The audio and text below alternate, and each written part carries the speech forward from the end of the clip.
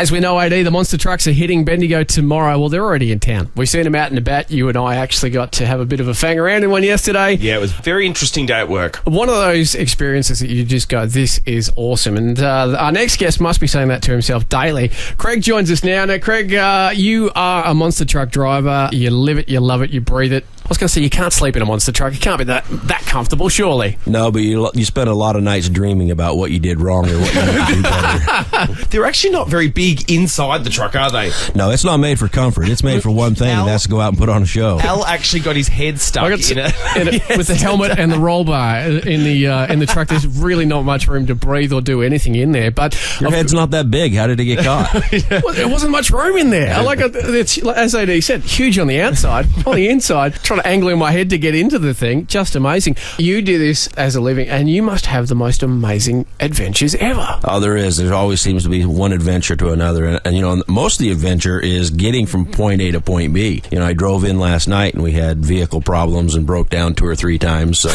not only do I maintain the monster trucks, but then I had to, repair the vehicle we're driving as well. Constant damage control. Yeah, I always do this captain's log of everything that goes wrong. And my family's like, there is no way that you could have that much excitement every weekend. So the show's just like a stock standard thing where it's the behind the scenes. Exactly. Yeah, we've decided a film crew should follow us from point A to point B because it would be very entertaining. Well, they do reality shows about everything else. I feel like it's time for a monster truck one. Oh, I agree, and we've been trying to work on one, but the problem is reality. Everything you see on TV isn't real, and it isn't reality. It's all made up, so they don't want to hear real, true events. Of course, tomorrow night it's all going to be kicking off at the showgrounds. You yourself are driving. Who are you driving? I'm driving Raptor's Rampage, which is the Australian dinosaur. So it's one of the kids' favorites, right, with Scooby-Doo. And so, we plan to come out and put on a great show.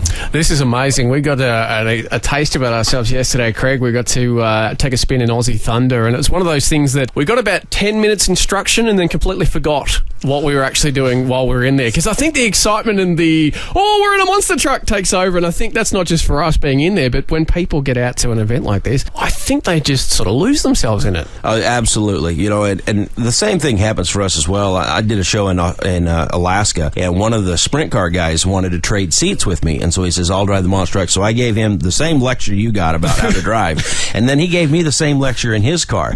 Well, then I take off in the sprint car, and man, I was completely dumbfounded. I was like, what did he say to turn and what? So I can feel for you. If you're not in your comfort zone, it becomes, very out of your norm. We're going to see some amazing best of the best trucks in the world competing tomorrow. But what got you into monster trucks to begin with? Well, I mud raced for about 7-8 years, which in the States is the guy that is the fastest across a field of mud. There's just no money in it. Monster trucks were bigger, better, and seemed to be more limelight. I'm kind of, I guess you'd say, a show-off anyway. So it kind of fit for me, and so I built my own truck and ran my own equipment for about 15 years, and then sold everything and became a fly-in driver, and to where now it's a lot easier because my job's easy. I get to fly in, tear it up, and then fly out again. Yeah, fly back out. So wow, there you go, guys. It's all yours. I can do that. So you actually built one? I've actually built 19 to date. Oh my God! Where do you start? You start from a pile of metal and a bunch of parts, and that's where it starts. How long would it take to make one? Chassis takes about 90 days to build the chassis, which all the framework. Yeah. And then total construction of the vehicle is about 4.5 months. Oh my! It would take me 4.5 years. Yeah. Wow! The first one took probably a lot longer. You're all out of it now. And Kreg, you were saying off air, you change the oil on these things weekly. Yeah, it's weekly. For us, oil is cheap because the motor's $30,000, and you can put $200 worth of oil in it every weekend, and make the life make it last a bit longer. Yeah, that most of our trucks go 3.5 years with the same motor. I build all our own motors, all our gearboxes, and to where we've got a pretty good success rate with what we have got going on, and so it works out good. The Scooby-Doo and the Raptor trucks are mine. I've built them, I maintain them, I run them, and so pretty well know them inside and out. That is incredible. Now, as you were coming up the stairs as I was bringing you up, we were talking about how you travel a lot. Like, you're never in one place for very long. How do you actually transport the trucks? Transport the trucks. So originally, they came from the States. They would have come by boat. Yeah. So they came over, and then a lot of them, I've sent a lot of the pieces and products over here, and then I've built them here in Australia. Oh, wow. Okay. Where actually Scooby and Raptor, both that are here, are both built right here in Australia. So they're homebred, and built. Australian citizens, yeah. Yeah. And so, but then to move them around here, they're moved by big semi-trucks. It would be quite interesting to see the behind-the-scenes drama of getting this gigantic thing on and off trucks all the time. Oh, and some of them we take the tires on and off. Others we just load them right on the trailer with the big tires, and they go wide everywhere they go. Oh, wow. This is huge. Nerve-wracking. Kreg, one more thing before we let you go. We're going to see you in action tomorrow, and we are stoked because it's not just the monster trucks. We've got a demo derby, we've got fireworks, we've got a huge show from woe to go. But in your time of travelling, in your time working with monster trucks, where's the strangest place you've ever been in the world? Wow, the strangest place I've ever been. I don't think I can pinpoint it one place.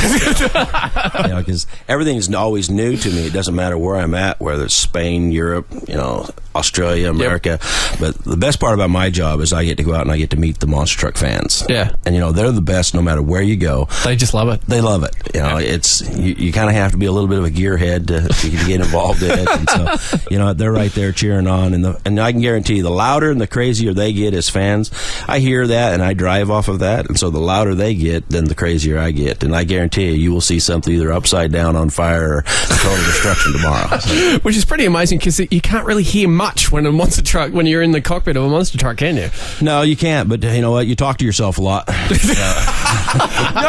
when I was driving one yesterday, I reckon I was literally talking out loud to myself. You do. You really do. You're like, okay, I got to turn here and I got to do this, I got to do that. And because as you drove it, you have to be a little bit ambidextrous because you're steering with one hand, the back steers with another, and you're having to shift it. And then you have to think, too. I always tell everybody you have to kind of like rub your stomach, to pat your head, and chew gum.